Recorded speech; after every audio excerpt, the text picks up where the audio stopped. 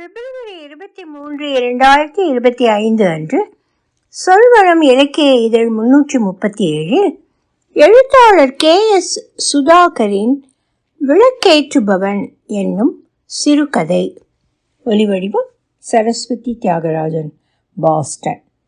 இந்த கதையின் முக்கிய கதாபாத்திரமான சிவராசன் மின்சார வேலை செய்பவர். கொடிய மதுப்பழக்கத்திற்கு அடிமையானவர். மனநிலை சரியில்லாத தம்பி. தன் 3 குழந்தைகளுடன் ஓடிவிட்ட மனைவி என்று சொல்லப்பட்டவள். குடும்ப நிலத்தை விற்பதில் பிரச்சனை. முடிவுதான் என்ன? கதைக்குள் போகலாமா? சிவராசனுக்கு கரண்ட் அடிச்சு பெரிய ஆஸ்பத்திரியில் இருக்கிறாராம். நாங்கள் எல்லாம் பார்க்க போறோம். கெதியிலே வெளிக்கிடு. அப்பா சண்டையில் கார் பிடிக்க போயிட்டார். அம்மா சொன்னார். நாங்கள் குடும்பமாக போவது என்றால்தான் அப்பா கார் பிடிப்பார். முன்னர் ஒரு தடவை அன்னையும் பிதாவும் என்ற படம் பார்க்க அப்படித்தான் போயிருந்தோம். அமரசிங்கம் அண்ணனின் கார் வந்துவிட்டது. அப்பா சைக்கிளை காரின் மேல் போட்டுக்கொண்டு வந்தார். நான் காரின் ஜன்னலோரமாக அமர்ந்திருந்தேன். அப்பா முன் சீட்டில் இருந்தார்.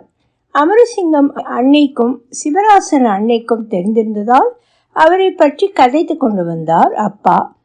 சிவராசன் குடிக்கிறான் தான், ஆனால் ஒரு நாளும் வேலைக்கு போக குடிக்க மாட்டான்.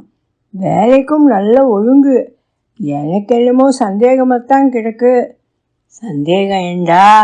அமரசிங்கம் அன்னை கேட்க, உங்களிலே தான் என்றார் அப்பா. எனக்கு சிவராசன் அன்னையை எப்போதிலிருந்து தெரியும்?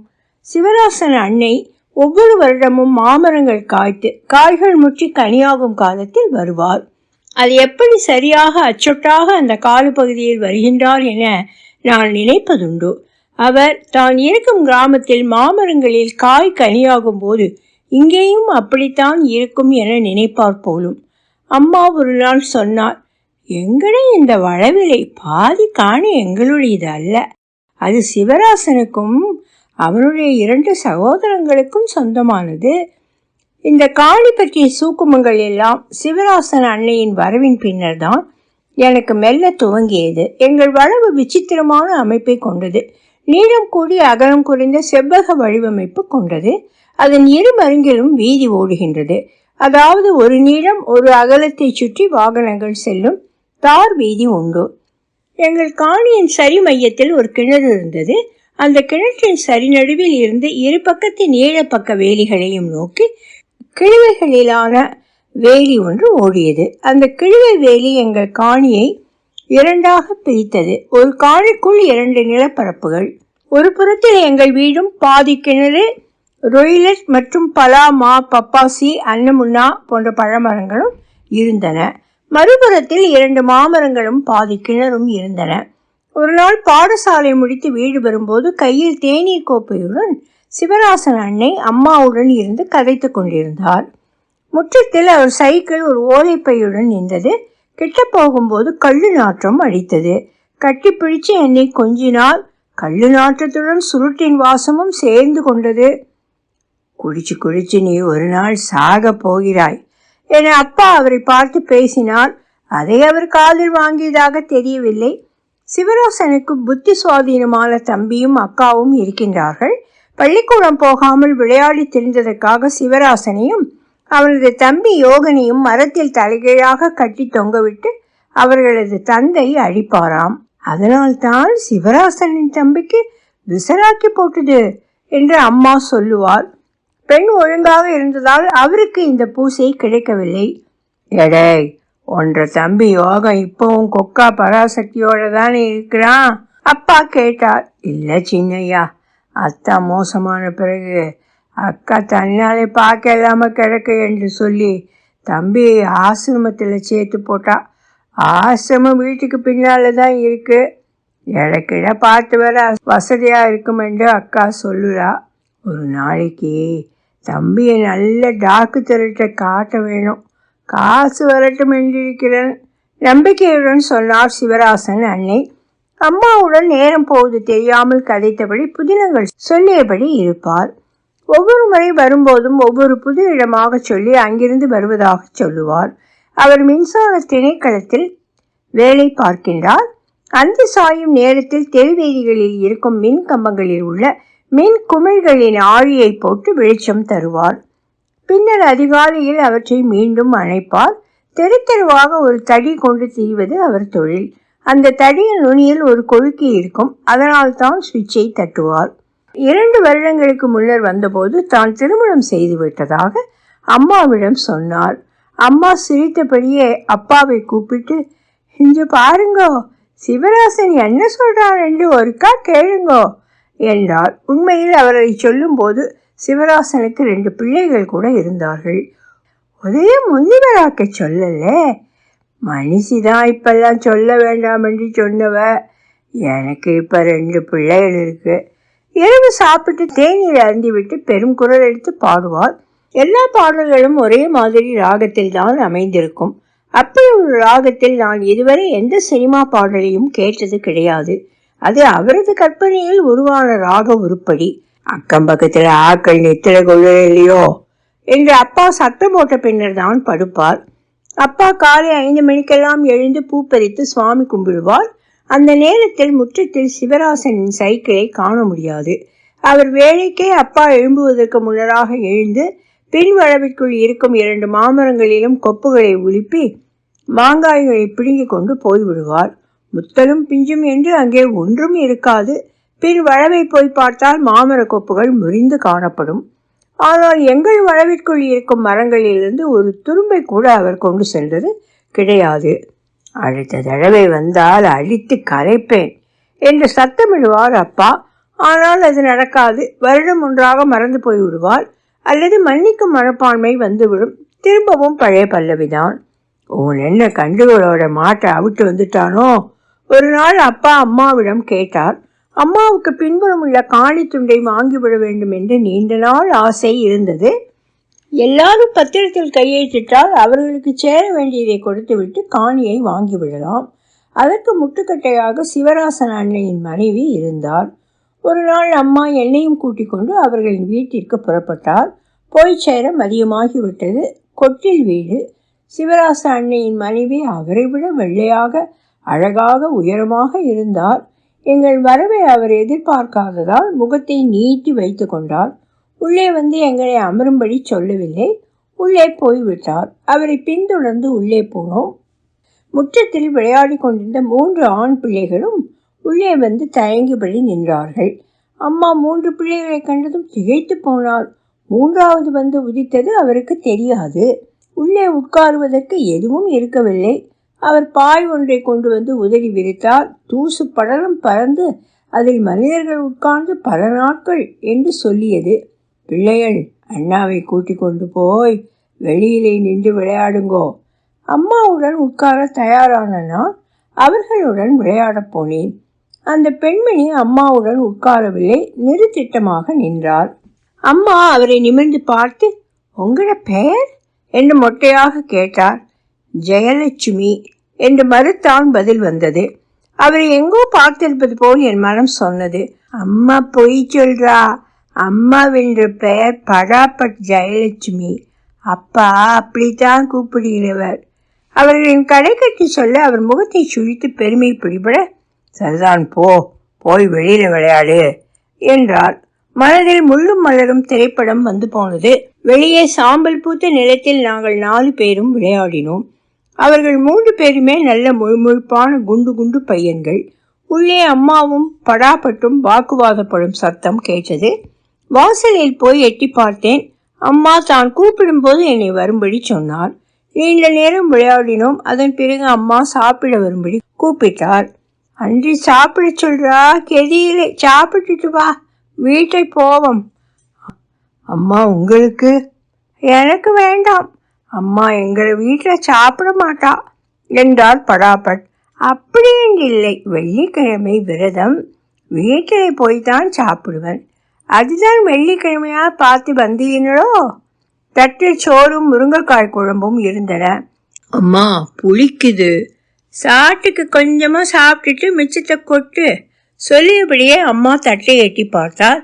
நீங்கள் என்னவென்று குழம்பு செய்கிறீர்கள்? சோறு வடித்த கஞ்சியை தேங்காய் பாலுக்கு பதிலாக போடுறேன் நான்.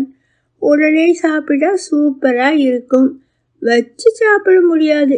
எந்த மனுஷன் எங்க காசை தருது? உழைக்கிற காசு முழுதையும் குடிச்சு போட்டு வருது. கண்ணீர் வடித்தாள் ஜெயலட்சுமி. முடிவா என்ன சொல்லுறீள்? அம்மா வீட்டை விட்டு புறப்படும் போது அவரிடம் கேட்டார். அம்மா, திரும்பவும் சொல்றேன் அம்மா, அந்த காணி நாரி போன மீன் இல்லை அம்மா. அம்மா ஒன்றும் சொல்லாது என் கையை பிடித்தபடி சரசரவென்று வீட்டை விட்டு புறப்பட்டார். நான் சிறுவர்களுக்கு கை காட்டியபடியே அம்மாவின் பின்னால் இழிபட்டு விரைந்தேன். இந்த நாட்டியம் இருக்கும் வரைக்கும் காணி வாங்க இயலாது. வீட்டிற்கு வந்ததும் அப்பாவிடம் அம்மா சொன்னார். பிள்ளைகள் மூன்று முறிச்சு வச்ச மாதிரி அச்சு அசல் படாப்பச்சு ஜெயலட்சுமி தான். அதன் பிறகு 2 தடவைகள் சிவராசன் அன்னை வந்து மாமரத்தை உலுப்பி சென்றார். அம்மா காணி வாங்கும் விடயத்தை அறவே மறந்து விட்டார். ஒரு நாள் சின்னம்மா சின்னம்மா என்று பதறி அடித்து கொண்டு வாசலில் சிவராசன் அன்னையின் குரல் கேட்டது. எட்டி பார்ப்பதற்கிடையில் சைக்கிளுடன் விழுந்து போனார் அவர். நிறைவேறி சக்தி வேறு எடுத்திருந்தாள். அப்போது மாமரங்கள் பூத்து காய்க்க தொடங்கவில்லை. எல்லோருமாக அவரை தூக்கி சென்று கதிரையில் இருக்க வைத்தோம். கதிரையுடன் சேர்த்து அவரை முழுக வார்த்தோம். மாற்றுவதற்கு ஆடைகள் கொடுத்தோம்.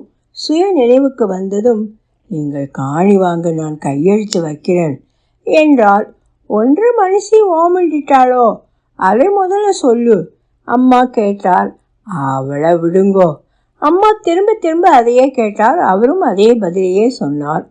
அப்பா அதிகம் கதைக்க மாட்டார், அடக்கித்தான் வாசிப்பார். ஆனால் சிவராசன் அன்னை எல்லை மீறும்போது காலியாகி விடுவார். எட அருவானே, நீ அவளையும் கூட்டி கொண்டு வா, பிறகு எல்லாத்தையும் பார்ப்போம். இருந்தா தான் நீ கூட்டி வாரத்துக்கு சொல்லிவிட்டு பெருங்குரல் எடுத்து அழத் தொடங்கினார். என்ன சொல்லுறாய்? ஓடுகாலினாய் ஓடி போயிட்டாள். பிள்ளைகளெங்கே? அதுகளையும் கூட்டி கொண்டு போட்டாள். மனுஷி இல்லாமல் கையெழுத்தை வச்சு போட்டு பிறகு ஒரு பிரச்சனையும் வராது. அதப்படி அவ்வளவு உறுதியா சொல்லுறாய்?